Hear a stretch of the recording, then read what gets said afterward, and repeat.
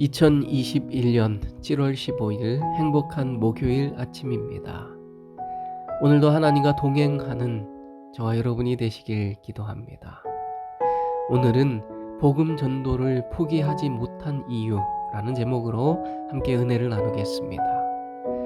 사도행전 14장 19절로 22절 말씀입니다. 유대인들이 안디옥과 이고니온에서 와서 무리를 초인하여 돌로 바울을 쳐서 죽은 줄로 알고 성 밖에 끌어내치니라. 제자들이 둘러섰을 때에 바울이 일어나 성에 들어갔다가 이튿날 바나바와 함께 더베로 가서 복음을 그 성에서 전하여 많은 사람을 제자로 삼고 루스드라와 이고니온과 안디옥으로 돌아가서 제자들의 마음을 굳게 하여 이 믿음에 거하라 권하고 또 우리가 하나님 나라에 들어가려면 많은 환난을 겪어야 할 것이라 하고, 바울은 루스드라에서 복음을 전하다가 안디옥과 이고니온에서 온 유대인들에 의해 돌에 맞아 죽을 뻔하였습니다. 그들이 보기에 바울이 죽었다고 생각할 정도로 죽도록 바울에게 돌을 던진 것입니다. 그는 하나님의 명령에 따라 복음 전도 여행을 떠난 것이었습니다. 그는 각 지역을 다니며 복음을 충실히 전하였습니다. 그런데 복음을 전했다는 그 이유로 돌에 맞는 핍박을 받게 된 것입니다. 그런데 놀라운 것은 돌에 맞아 죽을 뻔한 바울의 다음 행보입니다. 그는 죽도록 돌을 맞고 다시 일어나자 성에 들어가 하루 쉬고 다시 전도하기 위하여 또 다른 지역 더베로 떠나갔습니다. 사도 바울은 무언가에 사로잡힌 사람 같습니다. 죽은 줄 알 때까지 돌에 맞았으니 그 상태가 어떠했겠습니까?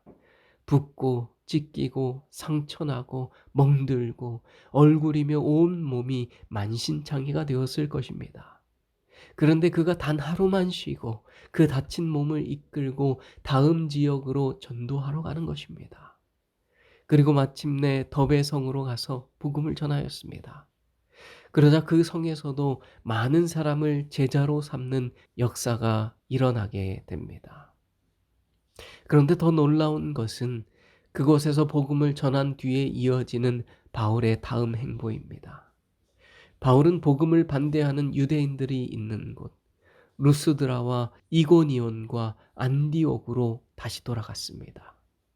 사도 바울의 이 지치지 않는 열정, 죽음의 고난도 그를 결코 멈출 수 없게 만든 그 힘은 도대체 어디에서 나온 것일까요?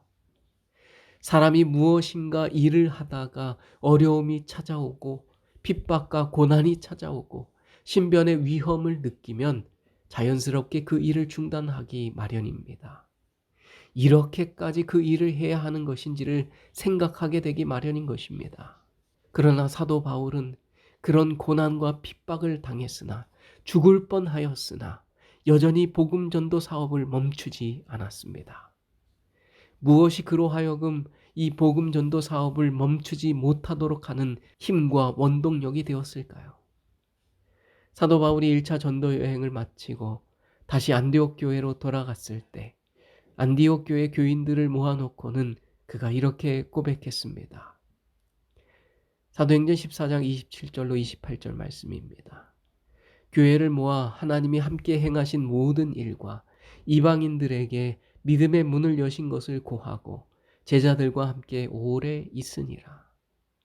사도 바울이 그의 1차 전도 여행을 마치고 말하길, 우리가 이곳저곳을 가서 이런저런 고난과 어려움을 만났으나 낙심치 않고 이렇게 복음을 성공적으로 전하였습니다. 라고 말하지 않았습니다. 그는 하나님이 행하신 모든 일을 고했다고 했습니다. 기적과 이적이 있었는데 그것도 하나님이 하신 것이고, 많은 이방인들이 믿게 되었는데 그것도 하나님이 하신 것이고, 안진뱅이가 나음을 입었는데 그건 역시 하나님이 하신 것이라고 말하고 있는 것입니다. 그는 하나님이 이 일을 시작하셨고 하나님이 이 일을 주관하고 계시며 하나님이 이 전도 여행에 그와 함께 동행하고 계시며 하나님이 일하고 계신다는 사실을 인식하고 있었습니다. 하나님이 사람들의 마음에 역사하시는 것이 그의 눈에 보이는 것입니다. 하나님의 능력이 나타나는 것을 체험적으로 경험하는 것입니다. 사명의 길을 간다는 것은 참으로 어려운 일입니다. 사명자의 삶은 고생되고 어려운 것입니다. 그러나 사명의 길이 어렵기만 하다면, 희생, 수고, 눈물, 고통만 있는 것이라면 사도 바울도 그 길을 가지 않았을 것입니다. 복음을 전하다 보면 돌에 맞는 어려운 일도 겪습니다. 그러나 그것보다 훨씬 더 놀라운 일이 있는 것입니다. 그러니까 그가 죽도록 돌에 맞았으나 그러한 일을 겪고도 또다시 일어나 다른 장소로 갈 수 있었던 것입니다. 더 놀라운 경험, 예수님이 함께 하시는 경험, 예수님이 정말 역사하시는 경험, 그것이 더 놀랍고, 그것이 더 흥분되고, 그것이 더 감격스럽고, 그것이 더 좋은 것입니다. 그가 생각하기에 돌에 맞는 것, 그것은 아무것도 아닌 것입니다. 더 놀라운 일, 하나님이 함께 하시는 역사가 있는 것입니다. 사명의 길은 고생만 있는 것이 아닙니다. 눈에 보이지 않지만 살아계신 성령님의 역사가 있는 것입니다. 그리고 그것이 너무나도 놀랍고 너무나도 흥분되고 너무나도 기쁘고 좋은 것입니다. 복음을 전할 때 우리는 이런 놀라운 은혜를 경험하게 될 것입니다.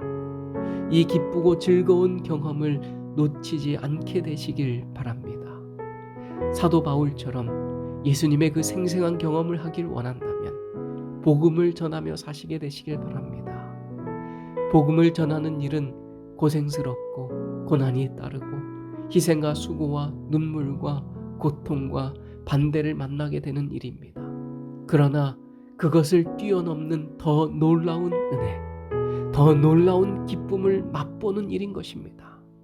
하나님의 역사를 경험하고 하나님이 함께 하심을 체험하는 그 놀라운 은혜를 누리며 사시는 저와 여러분이 되시길 바라며 말씀을 줄이겠습니다. 기도의 시간입니다. 오늘도 3가지 기도의 제목을 가지고 기도하는 시간을 갖겠습니다. 첫째, 예수님을 날마다 경험하는 복음 전도자가 될 수 있도록 기도하겠습니다. 둘째, 이재희 집사님과 집사님의 가정을 위하여 기도하겠습니다. 셋째, 안식일에 시행되는 시험으로 인해 어려움을 겪고 있는 재림 청년을 위하여 기도하는 시간을 갖겠습니다. 음악이 나오는 동안 이 3가지 기도 제목과 여러분 개인의 기도 제목을 가지고 기도하겠습니다. 하나님께서는 우리의 기도보다 더욱 응답하여 주실 것입니다.